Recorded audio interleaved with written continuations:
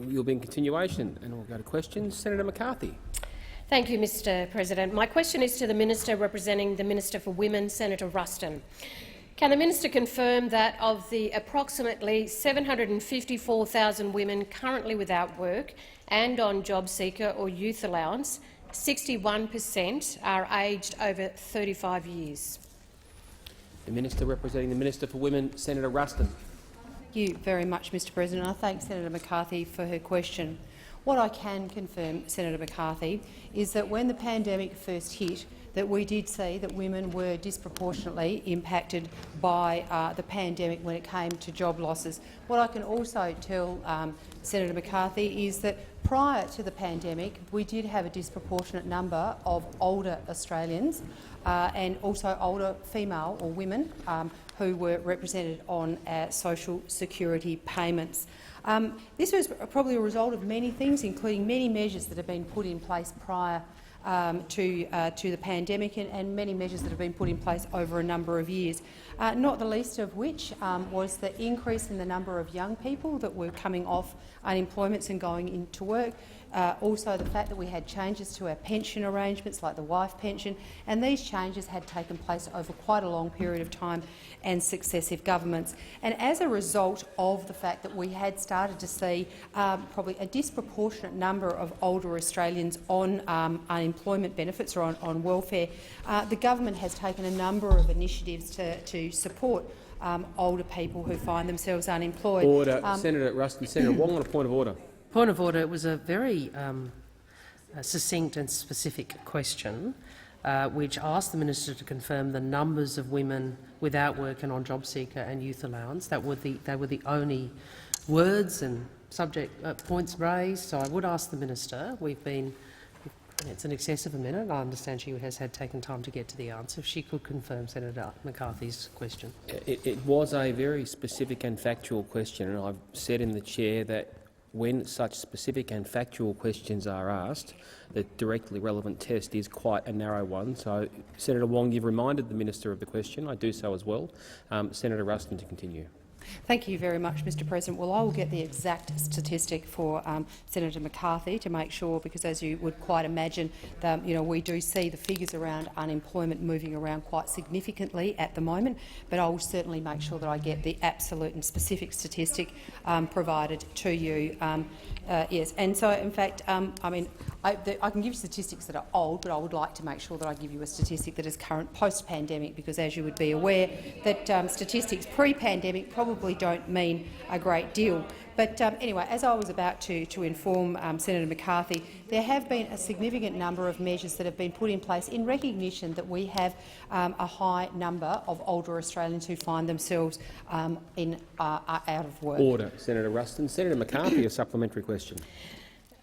What advice does the minister have for the 460,000 women who are aged over 35 years, are without work, face a future of living on $40 a day, have been excluded from the Morrison government's hiring credit scheme and will need to compete against younger subsidised job seekers? Senator Ruston. Thank you very much, Mr President, and thank you, Senator McCarthy.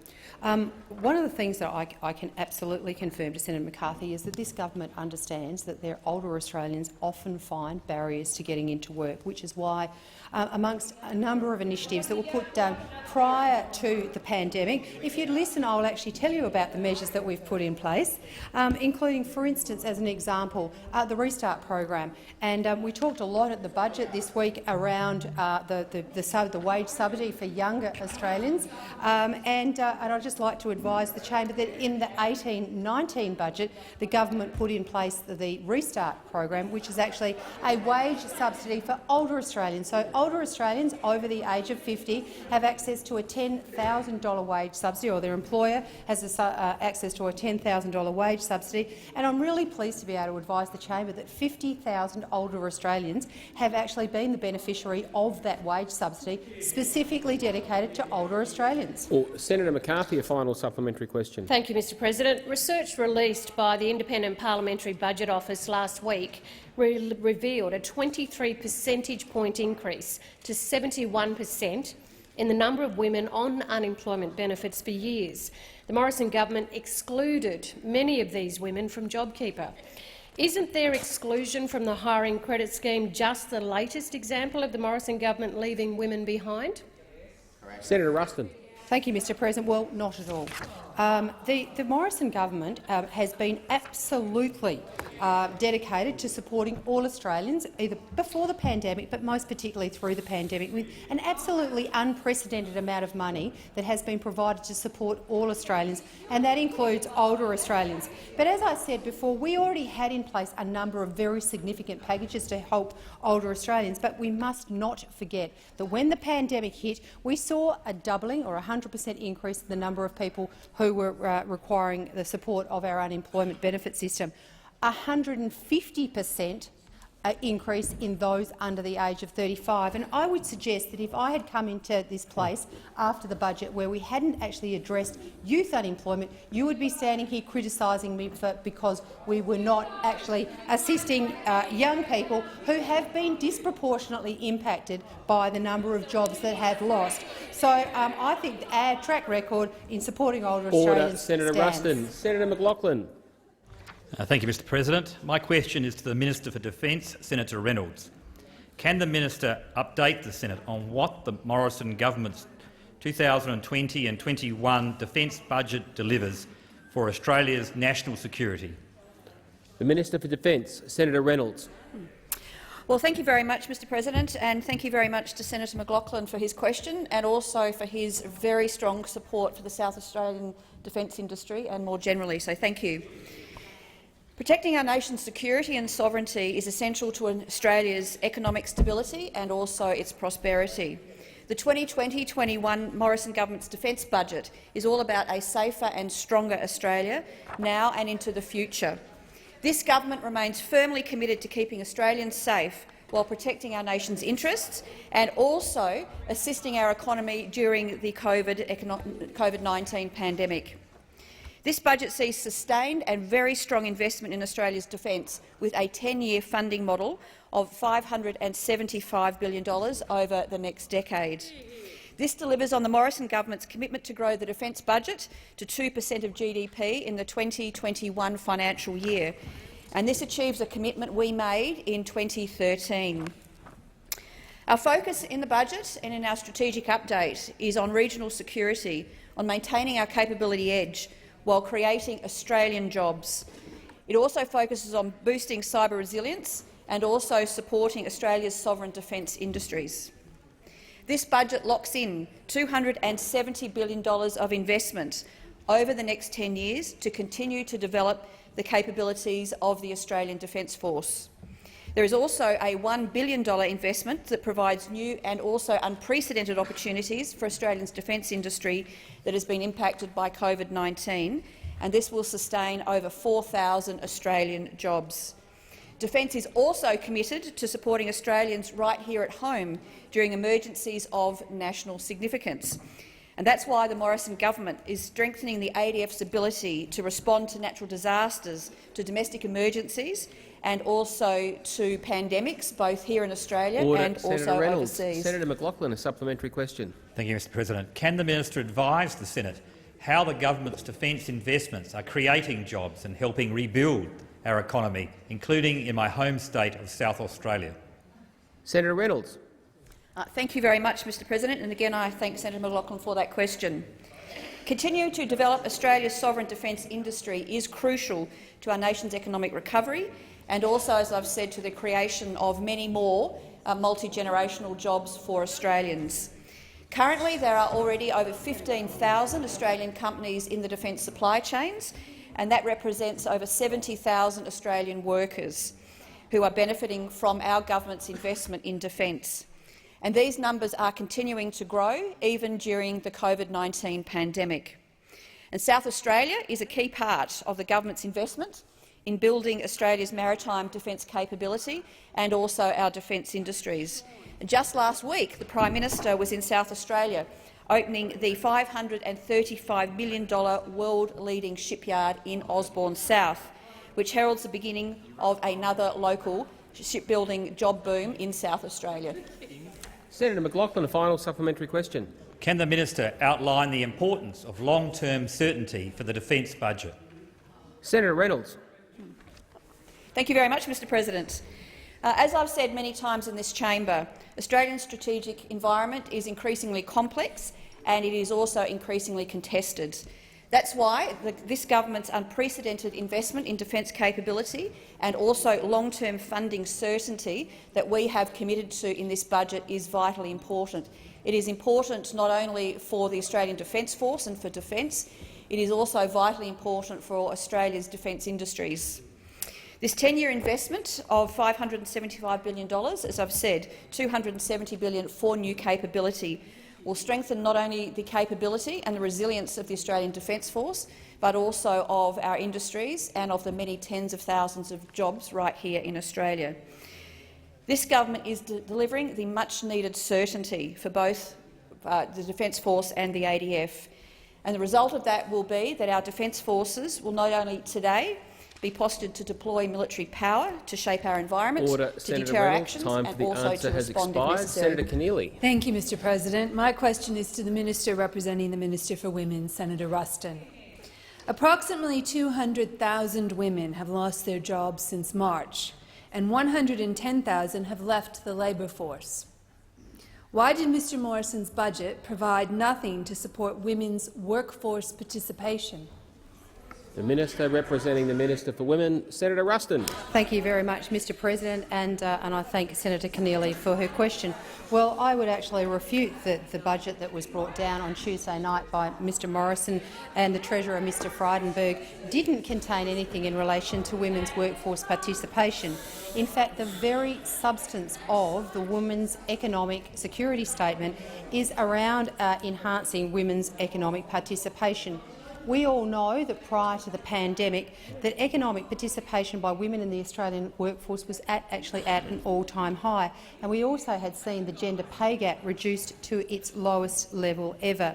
So, as part of the Women's Economic Statement, Security Statement on Tuesday night, we sought to undertake a number of initiatives that were really focused on making sure that we were focused very much on providing specific and particular initiatives around workforce participation. But that must not be exclude the fact that many other initiatives in the budget that were not contained in the Women's Economic Security Statement are also available for women to be able to access. Order. And I think those opposite can be mucking around, but the reality is that just about every single measure in the budget that women are able to benefit from all of those measures. So, women benefit from university educations, women benefit from workplace and employment. Senator Cash's skills programs also benefit women. But targeting specific women's economic participation was the Women's Economic Security Statement. And there are a number of initiatives that were contained in this statement with 5 very specific priorities to build and repair women's workforce participation and further close the gender pay gap. That was absolutely the specific reason and the absolute priority of the Women's Economic Security Statement, along with many other measures in the budget. Senator Ruston. Senator Keneally, a supplementary question. Thank you, Mr President. Recent studies by KPMG and Grattan reveal women returning to work can lose 20 cents for every dollar they earn from an extra day's work due to childcare fees. Why did the Morrison government's budget fail to make childcare cheaper for Australian families? Senator Ruston. Thank you very much, Mr President. Well, what I would say is the Morrison government has a very proud track record when it comes to the affordability of childcare for Australian families and particularly for Australian women seeking to return to the workforce, and it is a very important component of making sure that women's workforce participation are at high levels. And as I said to the answer to the primary question, before the pandemic, Australia's women's workforce participation levels were at an all-time record. But also, I would also draw to the attention of the chamber the fact that this government, the Morrison government, will spend in this 2020-2021 year $9 billion supporting Australian parents with childcare subsidies. That is in addition to the $900 million that was specifically set aside during the pandemic to help Australia's parents through the very, very difficult circumstances that they all found themselves during the pandemic, and particularly those people that were taking on important care and support roles. Order.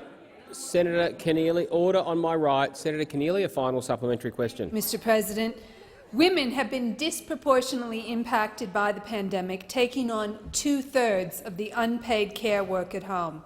Why, despite racking up $1 trillion in debt, is there no assistance to help get these women back into the workforce? Senator Ruston.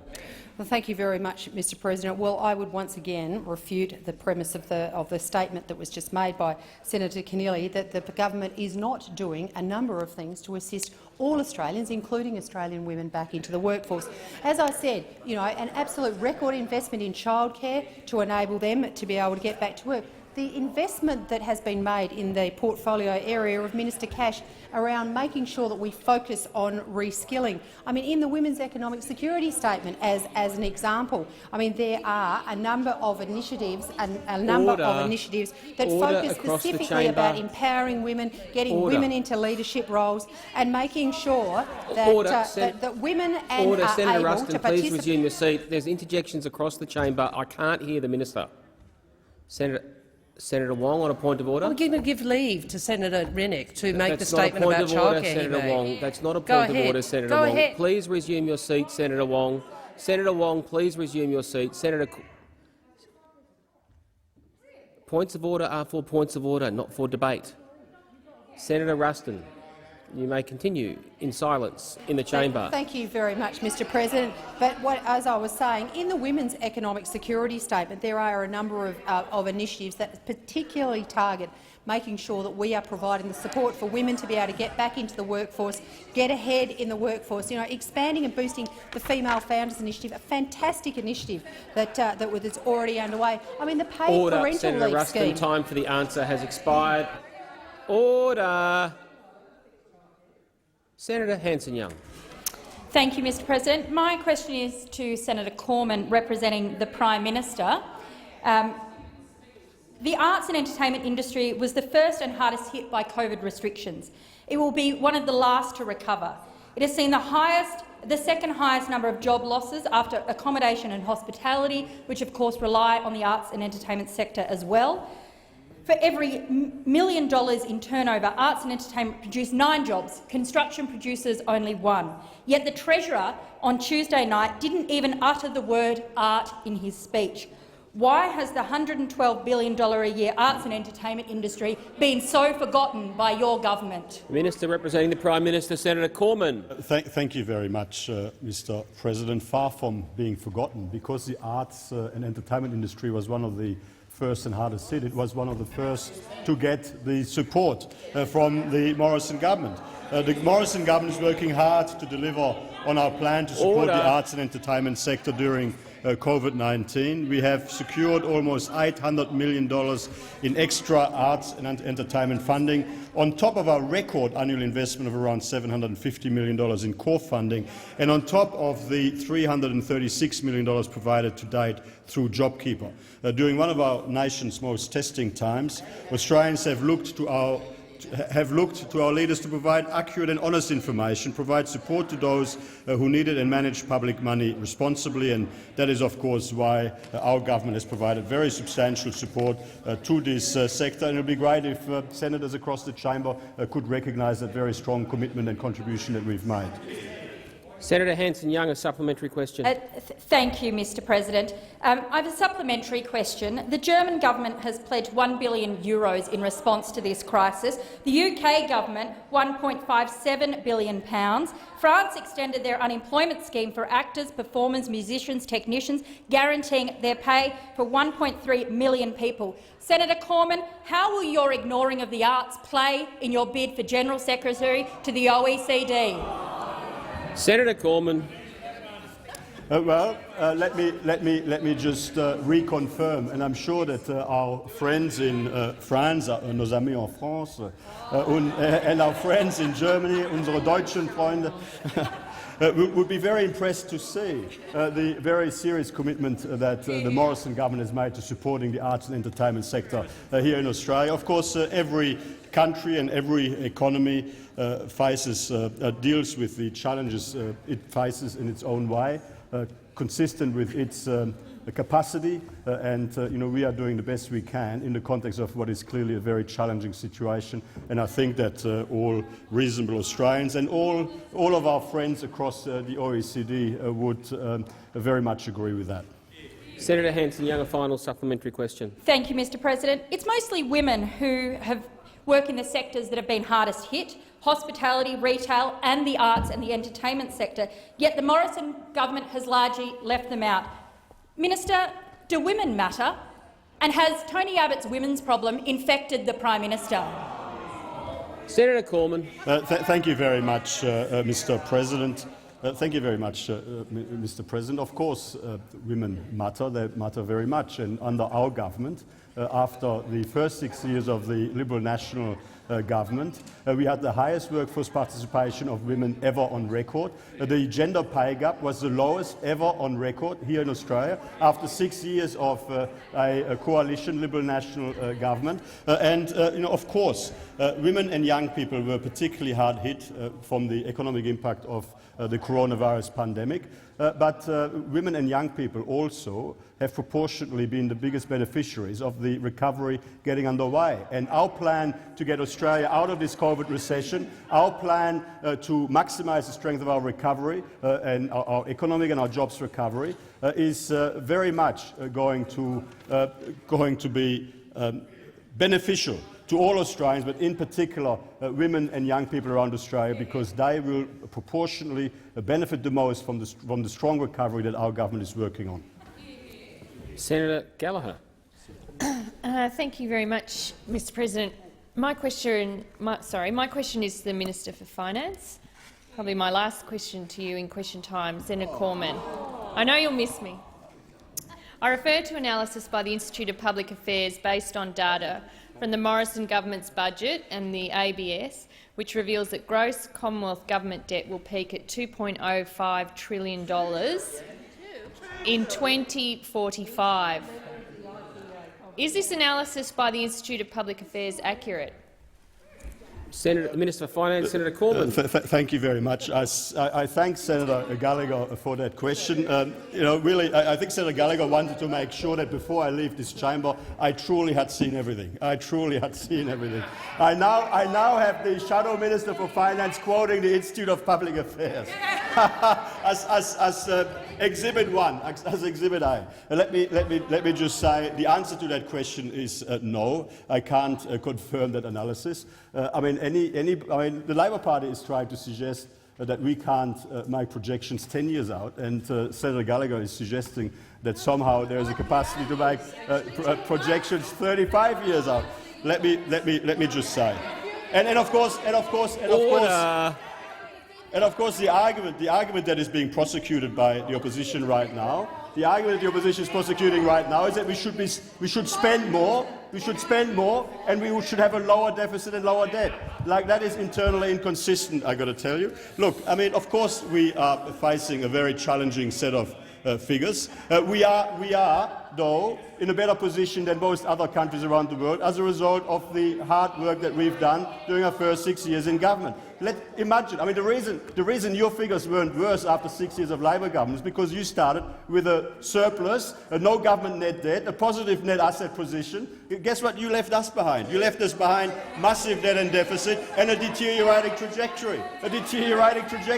So we have turned that situation around. We are in a better, stronger position than we would have been if we hadn't fixed the situation you left behind. But of course, we know, every reasonable Australian knows why we're here when it comes to the fiscal position we're in. That is because of the COVID recession, and the impact of the COVID recession on revenue in particular and government payments, and because of the cost of the decisions we've had to make to support the economy and to support jobs. Senator Gallagher, a supplementary question. Thank you, Mr President. The analysis by the IPA also revealed that gross Commonwealth government debt will not be paid off until the year 2080. Can the minister confirm that a child born today will be 60 before the Morrison government's record $1.7 trillion of debt is paid off? Senator Cormann. Thank you very much, Mr. President. A child born today will have better opportunities to get ahead in the future because of the hard yards that our government did in our first 6 years in government to repair the budget and to strengthen the economy. And the child born today will be in a better position, have better opportunities to get ahead because of our plan to get Australia out of this COVID recession, because of our plan to create jobs, because of our plan to maximise the strength of the economic and jobs recovery. People across Australia know that if we had not stepped up earlier this year, young people today and into the future would have been worse off, would have faced a more challenging environment and would have found it harder to get ahead. It is as the result of our hard yards in our first 6 years in government and through this coronavirus pandemic and this coronavirus-induced recession. It's because of our work that young people today and into the future will have the best possible opportunity to get ahead. Senator Gallagher, a final supplementary question. Thank you. Can the minister confirm the IPA's assessment that under the Morrison government, and I quote, a budget surplus will not return until 2046? Senator Cormann. Thank you very much, Mr. President. I got to say, I'm quite impressed by Senator Gallagher's optimism about the Morrison government in 2046, I commend her for her optimism that we will still have good government, good Morrison government in Australia in 2046. And let me tell you, the Australian economy will be stronger and better for us.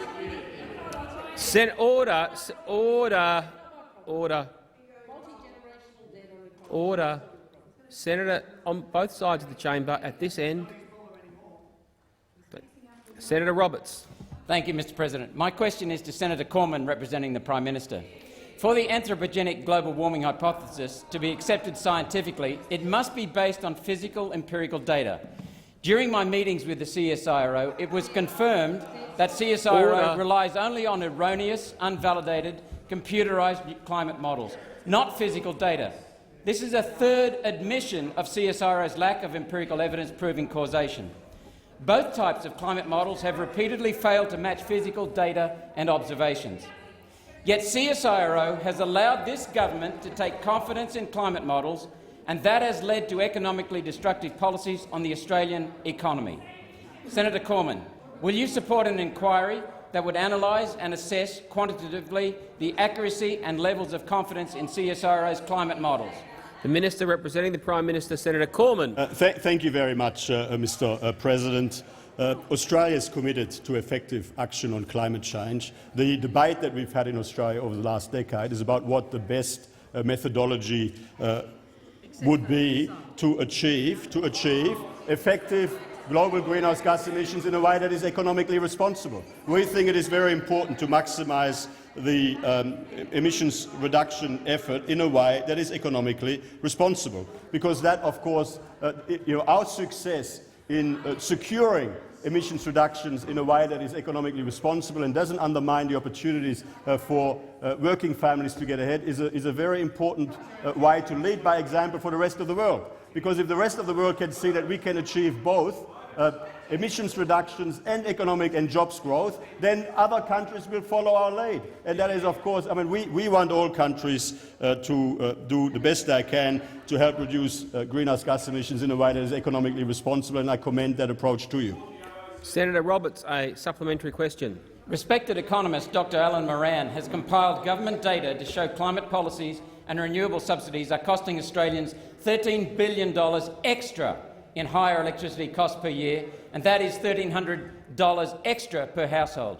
Minister, is it fair and reasonable that the most vulnerable people in our society, the poor, the elderly, students, the unemployed, are paying 39% of their electricity bills on a fanciful, pointless crusade to change global temperature? It is a highly regressive impost on these people. Senator Roberts. Senator Cormann. Thank you very much, Mr. President. Our government has worked very hard to reduce the costs of electricity and to improve both the reliability as well as the affordability of energy supplies. At the same time as working to reduce emissions and meet our emissions reduction targets agreed to in Paris. And I'm pleased to report to the Senate that we are being very successful in that endeavour. Electricity prices are coming down, both for households and for business, and emissions are coming down, and we're meeting our emissions reduction targets, both those agreed to in Kyoto and those that we've committed to in Paris. So, I mean, we are actually achieving what we set out to achieve, but we're doing it in an economically responsible fashion, which we believe is very important, and it's only fair it's only fair for the working families of Australia that that's how we do it. Senator Roberts, final supplementary question. Using the government's own data, Dr Moran calculates that energy users subsidise every wind turbine $526,000 every year for 15 years. Australia has 2,691 wind turbines, and that means you are making electricity users pick up the bill of $1.4 billion each year. That's $21.2 billion over their short lifetime. How can you justify adding this massive cost burden to consumers and to industry? Senator Cormann. Thank you very much, Mr. President. Again, I mean, our government, for very good policy reasons, is committed to effective action on climate change. I mean, we are part of the global community, and we are part of global efforts to reduce greenhouse gas emissions, and we got to do that in a globally coordinated fashion. We've got to do it in a way that is economically responsible. That is the policy of the Australian government, and that is what we are effectively pursuing. Senator Canavan. Thank you, Mr. President. My question is to the Minister representing the Minister for Resources, Water and Northern Australia, Senator Birmingham. Australia's resources sector represents 9% of Australia's GDP, employs over 65,000 people in Queensland alone, and the resources sector is anticipated to pay over $4 billion in royalties to the Queensland Government in the 2019-20 financial year. The Morrison-McCormack Liberal National Government has committed more than $200 million worth of measures to support the resources sector as part of this week's budget. Can the minister outline why our government is steadfast in its commitment to this important industry? The Minister representing the Minister for Resources, Water and Northern Australia, Senator Birmingham. Well, thanks, Mr. President, and I thank Senator Canavan for his question. Of course, Senator Canavan, a renowned champion of the Australian resources sector in particular. And the Australian resources industry, Mr. President, is a world leader when it comes to the extraction, to the production and to the export of high-quality resources. The industry represents a significant proportion of Australia's economy, and it is the backbone for many regional communities and towns across Australia, as Senator Canavan and indeed all of my Liberal and National colleagues know and appreciate. The resources industry represents some 9% of Australia's GDP, and importantly, that grew last financial year by some 0.5%, worth $7 billion extra to Australia's economy as a result. In 2019-20, our resource and energy exports reached a record $290 billion for Australia. Our iron ore was the first commodity to ever record more than $100 billion in export revenue. Our gold industry is poised to become the world's largest producer, forecast to record some $31 billion of production in 2020-2021. Even in the midst of the most significant global pandemic and economic shock, the resources industry is investing in Australia and in Australians and Australian jobs, with mining capital investment increasing by some 5.4% over the course of the last financial year. The resources industry is already a supporter of Australian jobs, employing some 247,000 Australians in August this year, an increase of almost 6,000 compared with February this year. And of course, they are just direct contributions. The resources industry supports so many more jobs than those direct contributions. That's why the Morrison-McCormack government recognises its importance and continues to invest in the industry and its growth potential. A supplementary question. Thank you, Mr. President. Can the minister outline what commitments our government has made as part of this week's budget to ensure that continued investment and expansion across our mining industry in this great country? Senator Birmingham. Mr President, we've made a number of new investments to support energy, minerals, groundwater resources and improve their understanding and development during this budget. Our $124.5 million expansion of the Exploring for the Future program will improve the understanding of Australia's resources, identifying the resource potential of key regions across Australia. We understand the importance of developing our natural resources, which is why we've committed $28.3 million for 5 strategic basin plans, charting a quicker pathway for their development. We also recognise the need to provide communities living in gas development regions with independent and transparent information, hence our support for the CSIRO's Gas Industry Social and Environmental Research Alliance with some $13.7 million. As part of our commitment to emissions reduction and to meeting the targets of the Paris Agreement, we provided a further $50 million towards the Carbon Capture Use and Storage Development Fund. And indeed, Mr President, our government, in recognising the potential for use of our resources, is of course investing Senator in Birmingham. manufacturing. Senator Canavan, a final supplementary question. Thank you, Mr President. Is the minister aware of any risks to the mining industry and jobs in my home state of Queensland? And while I have the time, could I also ask if the minister has the time on this Saturday to come up to Claremont in central Queensland and attend our Bob Brown tribute rally, where we'll be highlighting those risks once again? Senator Birmingham. Well, thanks, Mr President. I thank Senator Canavan for the further question and indeed the invitation, Mr President. In terms of threats, Senator Canavan and others know a little more about Queensland politics than me, but it's tempting to say one of those threats indeed could be Jackie Trad, so I understand, a name that I hear again and again in terms of the risks, Mr President, that are faced by the Queensland resources sector. Sadly, Queensland, even coming in pre-COVID, had amongst the highest unemployment, the highest level of bankruptcies and the lowest business confidence in Australia. And it's an economy that is so reliant on the resources and energy and mining sector. That's why it's disappointing to see delays in approvals for developments such as the New Hope's New Acland Stage 3. It's a prime example of legal and bureaucratic intervention delaying the potential creation of new jobs, new opportunities in a state like Queensland, and of course losing the potential for 500 additional jobs through these types of delays doesn't help Senator anybody. Birmingham. Senator Faruqi. Thank you, Mr President. My question is to the Minister representing the Minister for Home Affairs. Right. Sorry, I'm going to ask Senator Faruqi to start again. I've asked for silence during questions. Senator Faruqi. Thank you, Mr President. My question is to the Minister representing the Minister for Home Affairs. Last month, ASIO advised the Parliament that right-wing violent extremism occupies approximately between 30% and 40% of ASIO's current caseload in counter-terrorism work, an increase from 10% to 15% prior to 2016. This is an extraordinary increase over a very short period of time. In August, the 9 Papers reported that ASIO has been focused on the possibility of extremists being inspired by killers such as the Christchurch gunman. As a Muslim and as a progressive senator, I find these reports incredibly troubling, but they align with what I see online, on social media and in the correspondence I receive. While it's good that the security services are investigating these threats, there appears to be zero political appetite to invest in new initiatives to address the growth of far-right extremism. Thank you. What is the government doing to tackle the growing threat of far-right extremism and white supremacy?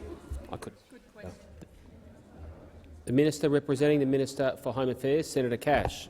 Thank you, Mr President, and I thank Senator Faruqi for her question. And Senator Faruqi, the government has made it abundantly clear that we are absolutely committed to protecting Australia and Australians from all threats.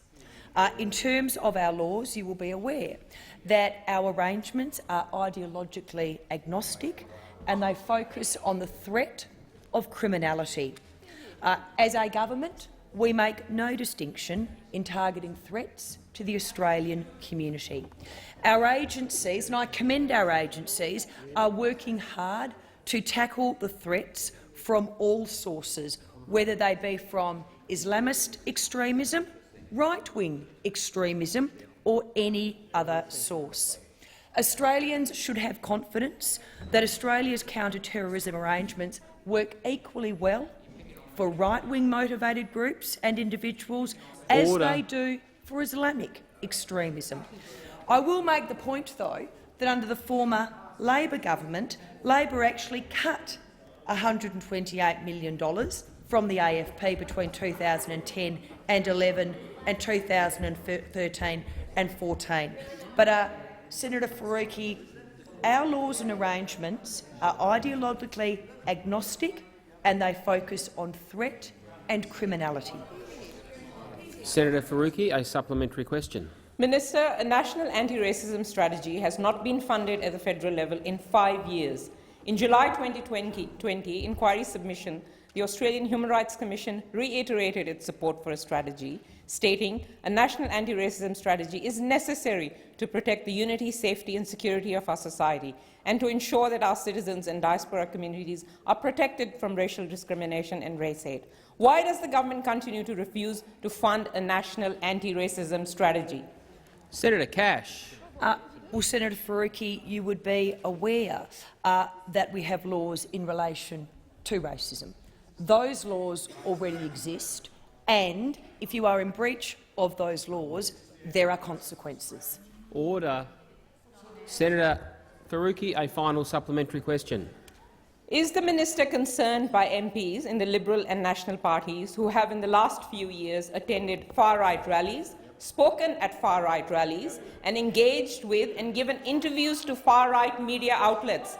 And will the minister condemn those members for their behaviour, including George Christensen MP, who last week fessed up to following extremist social media groups? Will you condemn him and others? Order. Senator Cash. Well, Mr President, and unfortunately I did not actually hear the last part of your question, Senator Faruqi, due to the noise in the chamber. Sorry, are you on a point of order, Senator Faruqi? Point of order. If the minister didn't hear the question because of all the shouting going on, I would like the indulgence of the Senate to repeat the question.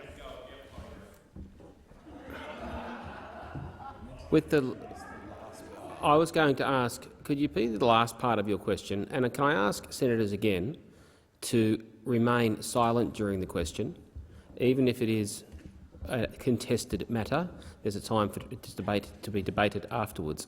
Senator Faruqi, if you could repeat the last part of your question. Will the minister condemn those members for their behaviour, including George Christensen MP, who last week fessed up to following extremist social media groups? Senator Cash. Thank you, Mr President, and thank you, Senator Faruqi. I am not aware of the circumstances that you're referring to, but certainly I would condemn right-wing extremism, I would condemn left-wing extremism. Well done. Senator Sheldon.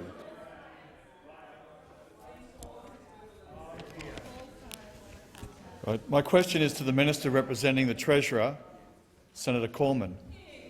What guarantees can the Minister give that the government's hiring credit scheme will not be used by employers to cut the hours of existing employees who are ineligible for the subsidy, in order to employ new workers to replace them who are eligible for the subsidy? The Minister representing the Treasurer, Senator Cormann. Thank you very much, Mr President. That is a very fair question, and it's obviously something that we've considered as we designed the programme. The job maker hiring credit is only available for additional jobs. Employers cannot reduce their current workforce either by dismissing employees or reducing their hours and re-engage new workers performing the same work to receive the hiring credits. I mean, we've put some integrity measures in place, and the most important ones are the fact that any employer who wants to take advantage of this scheme has to demonstrate that both their payroll, the size of their payroll as well as the number of employees is going up. So the business's total employee headcount, minimum of one additional employee from the reference date of 30 September 2020, and the payroll of the business for the reporting period as compared to the 3 months to 30 September 2020 has to be higher. So to demonstrate that the job is additional, those specific criteria must be met and so they must meet this double-barreled additionality criteria in order to be able to access this credit. All employees have protections also, as Senator Sheldon will be aware, under industrial relations laws from unfair or unlawful dismissal, including non-genuine redundancies, and there are other integrity measures in place to ensure that employers cannot reclassify existing workers from contractors to employees to receive the hiring credit or move employees between entities within a single group. I hope that addresses Senator Sheldon's question.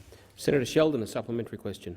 What assurances can the minister give that the government's hiring credit scheme will not incentivise employers to lay off casual workers working greater than 20 hours a week and then hire more workers who are eligible for the subsidy?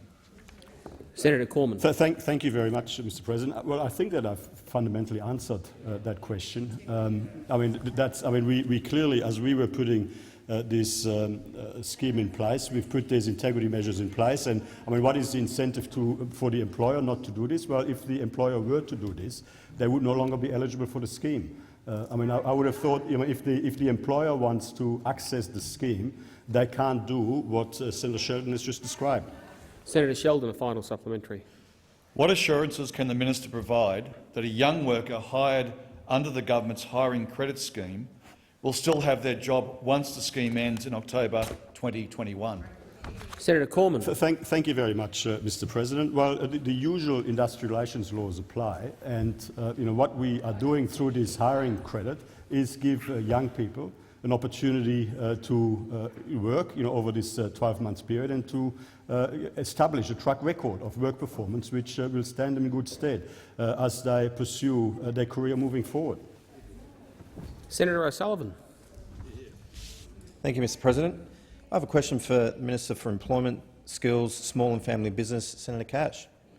Can the minister outline to the Senate how the budget's JobMaker plan is backing small businesses to recover, rebuild, reinvest and employ more Australians as we recover from the COVID-19 pandemic? The Minister for Employment, Skills, Small and Family Business, Senator Cash. Thank you, Mr. President, and I thank Senator O'Sullivan for his question. And, Mr. President, you'd be aware that this week's budget is all about jobs, backing those Australians who are in jobs and ensuring that they stay in those jobs, and obviously getting as many Australians back into work as we can. And a fundamental part of that plan is backing our small and family businesses every step of the way. They are the engine room of the Australian economy in so many different ways. They're major drivers of employment, in fact employing over 6 million Australians and contributing around $418 billion to our national economy. The CEO of the Council of Small Businesses Australia, Peter Strong, he has welcomed the Budget 2020 as providing great things in it for small business people. And, Mr. President, in terms of what we're doing for small businesses across Australia, we are, of course, allowing them to invest in themselves. We're supercharging the instant asset write-off by delivering temporary full expensing, allowing businesses to write off the full cost of eligible depreciable assets until the 30th of June 2020. And of course, we understand that so many businesses have done it tough as a result of COVID-19, and they need that important cash flow. So we're providing $4.9 billion in tax relief through temporary loss carryback. This is going to allow businesses impacted by COVID-19 to write off their bad years against their previous good year. We're also expanding access to small business tax concessions. We're providing $105 million in tax relief to an additional 20,000 business and their employers. Importantly, in the skills space, we're removing costly barriers for business to train their employees by exempting employer-provided retraining from fringe benefits tax. This will allow small businesses to capitalise on our $7 billion skills investment. Small and family business, Mr. President, they are the backbone of the Australian economy, and in the Budget 2020 we are backing them every step of the way. Senator O'Sullivan, a supplementary question. Thank you, Mr. President. COVID-19 has meant that many businesses have had to adapt, innovate and build their digital capability. How is the budget's JobMaker digital business plan supporting small businesses to grow digital and grow their businesses? Senator Cash. Thank you, Mr. President. And one of the things that COVID-19 has shown us is the importance of digitisation and building resilience for small businesses. In fact, so many of those businesses that were able to pivot overnight, and in particular in the hospitality industry, were those businesses who were digitally literate. COVID-19 has just well and truly accelerated digital growth in our economy, and an important part of our budget is supporting small businesses to adapt to this challenge. We are investing, as you're aware, $800 million in our JobMaker digital business plan, and that is all about supporting small businesses to embrace digital technologies. We are investing over $19 million to support small businesses to go digital by expanding the Australian Small Business Advisory Service Digital Solutions Program, otherwise known as ASPAS, to a further 10,000 small businesses. And in fact, the Chamber of Commerce, the Australian Chamber of Commerce and Industry, have endorsed the policy, noting it will create the jobs Australia needs. Senator O'Sullivan, a final supplementary question. Thank you, Mr President. We've seen the impact of health restrictions and shutdowns, how they've put enormous pressure on the mental health of all Australians. How is this budget helping to support the mental health and well-being of Australia's small business owners? Senator Cash. Well, Mr President, as we'd all be aware, COVID-19 has had a devastating impact on Australia and Australians, but in particular has brought considerable challenges for our hard-working small business owners and their staff right around Australia. But that is why the government, in this budget, is investing $7 million, a further $7 million, to support the mental health of small business owners through our Business Balance initiative. Business Balance will expand Beyond Blue's new access program to small business owners, and it will provide them with free, accessible and tailored support to help manage the pressures of COVID-19. We're also providing funding to expand Deakin University's free, accredited professional development program to build the mental health literacy of trusted business advisors like accountants and bookkeepers. The investment has been welcomed by Beyond Blue Chair, the Honourable Julia Gillard AC, and it will assist small business owners who have been affected by the COVID-19 pandemic. Thank you very much, Mr President. And my question is to the Minister representing the Minister for Women, Senator Ruston. Today, Mr Morrison referred to those expressing concern that women have been left behind by his government's budget as, and I quote, voices of disruption, of division.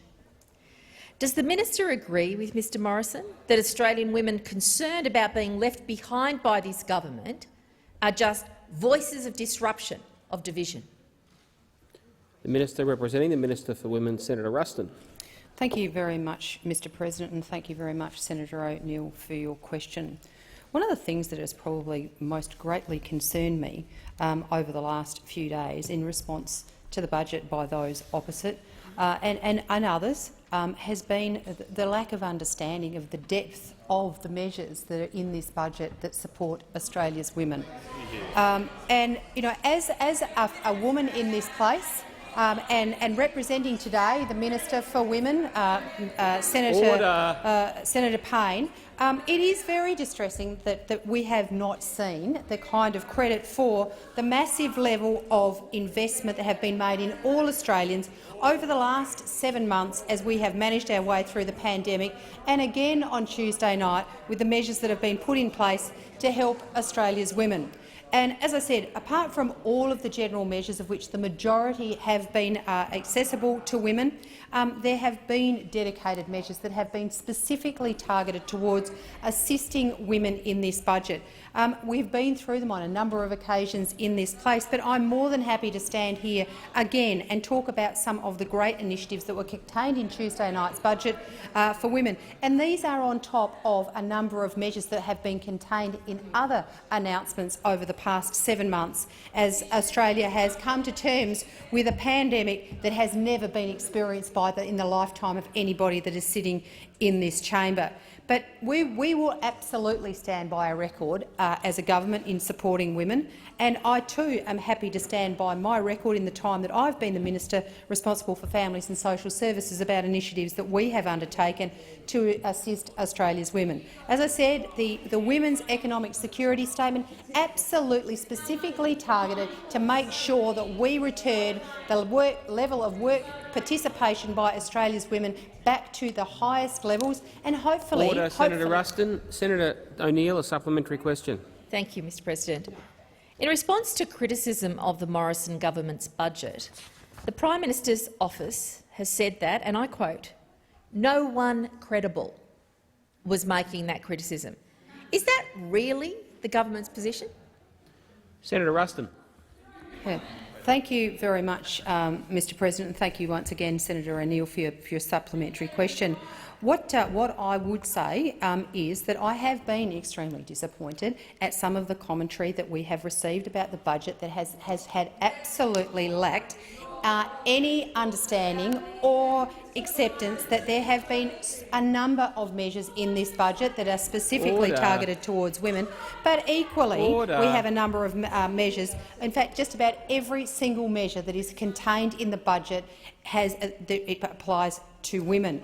And the idea that we would have a budget that is gender-specific in every single measure that's contained in it is completely ludicrous and completely ludicrous. Well, I noticed Senator McAllister asked me about just one measure. I can go through many measures. We can talk about the paid parental leave changes. We can talk about the advanced apprenticeships for women. We can talk about the Female Leaders Initiative. We can talk about a number of measures. Time for the answers expired. Senator O'Neill. Thank you, Mr President. In his International Women's Day address last year, Mr Morrison said of gender equality, and I quote, "We want women to rise, but we don't want to see women rise only on the basis of others doing worse." Is this why Scott Morrison's budget has left women behind? Senator Ruston. Well, first and foremost, the Morrison budget, delivered by the Treasurer, Mr Frydenberg, on Tuesday night, did not leave women behind. In fact, I would say that the budget on Tuesday night was one of the most comprehensive suite of interrelated measures to support all Australians, and the support has been specifically targeted at areas of greatest need. Clearly, there are initiatives contained in the budget that are targeted specifically to women. We've been through them on numerous occasions, but as I said, I'll go through them again if you want to ask me another question. But equally, we have got measures that have targeted other areas of our community where there's a greatest need. Clearly, the work credits that has been put in place was targeting the fact that so many young people had lost their jobs during the pandemic. Clearly, there are other initiatives that are contained in the budget that are focused on Indigenous Australians in areas of need. This budget is targeted, focused Senator and measured. Ruston. Order. Senator Chandler. Thank you, Mr President. Order. My question is to the Minister for Youth and Sport, Senator Colbeck. The Morrison government is ensuring maximum opportunities exist for young Australians with the best available opportunities in education and employment prospects and the most appropriate assistance for those that require help during the COVID-19 crisis. How is the government's plan for jobs, as outlined in Tuesday night's budget, supporting young Australians to access job opportunities and rebuild their connections to employers during these times? Question. The Minister for Youth and Sport, Senator Colbeck. Thank you, Mr President, and thanks Senator Chandler for her question. Mr President, we know as a government that young Australians have been adversely affected by the COVID-19 pandemic and the resulting impacts on essential services. Mr President, but Tuesday night's budget paved the way for a road to recovery. The coalition government has committed $4 billion to support young people into work through the JobMaker hiring credit, which provides a wage subsidy of $200 a week for up to a year to make eligible position available for a young person aged 16 to 29 years, or $100 a week for those aged 30 to 35 who have been receiving the job seeker payment, youth allowance or parenting payment for at least 1 month within the last 3 months before they were hired. Mr President, the Morrison government has always focused on creating jobs. Since the coalition was elected in 2013 to the start of the COVID-19 pandemic, we saw the Australian economy create 1.5 million new jobs. The budget on Tuesday night further demonstrated our government's commitment to getting the Australian economy back on track and Australians back into the workforce, with young Australians being a key focus of that commitment, Mr President. The JobMaker hiring credit will accelerate growth in employment during the recovery by giving organisations incentives to take on additional employees, Mr President, that are young job seekers aged 16 to 35 years old. It's expected, Mr President, that the JobMaker hiring credit will support around 450,000 positions for young people to move back into employment. As the Treasurer outlined in the budget speech, Mr President, having a job means much more than just having an income. Senator Chandler, a supplementary question. Thank you, Mr President. Minister, I recognise, and this government recognises, the important role of our apprentices to our economy and communities across Australia. What initiatives is the government investing in to recognise the importance of our young apprentices and trainees? Senator Colbeck. Thank you, Mr President. This government is acutely aware of the devastating impact that COVID-19 has played on the employment of many young Australians. That's why the Morrison government has announced $1.2 billion to encourage employers to take on apprentices and trainees through a new commencement wage subsidy. Mr President, this $1.2 billion additional dollars will enable us to support 100,000 new apprentice commencements. And Mr President, as someone who started their working career as a tradie, I can only commend it to any young person out there who's looking to start work. It's a great start off in life, Mr President.